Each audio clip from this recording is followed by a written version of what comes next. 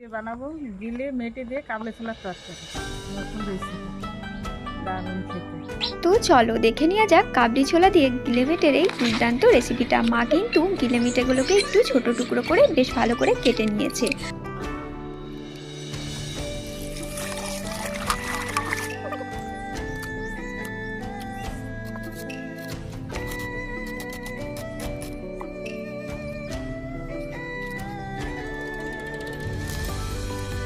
আর এদিকে আমাদের সমস্ত রকম মশলা কিন্তু রেডি। আর এখন গিলেমেটেটাকে ম্যারিনেট করে দেবো নুন, হলুদ, লঙ্কা গুঁড়ো, সামান্য সর্ষে তেল আর ধনে গুঁড়ো দিয়ে। এরপর কড়াইতে সর্ষের তেল গরম করে সমস্ত গোটা মশলা ফোড়ন দিয়ে পেঁয়াজটাকে লাল করে ভেজে নেবো আর দিয়ে দেবো কিছুটা টমেটো কুচি। এরপর আদা, রসুন, কাঁচা লঙ্কার পেস্ট, হলুদ গুঁড়ো, লঙ্কা গুঁড়ো, ধনে গুঁড়ো দিয়ে মশলা কষিয়ে নেবো। এরপর আগের দিন ভিজিয়ে রাখা কাবলি ছোলাগুলো দিয়ে বেশ কিছুক্ষণ এটাকে কষিয়ে ম্যারিনেট করা গিলেমেটেগুলোকে দিয়ে বেশ কিছুক্ষণ এটাকে কষিয়ে নেবো।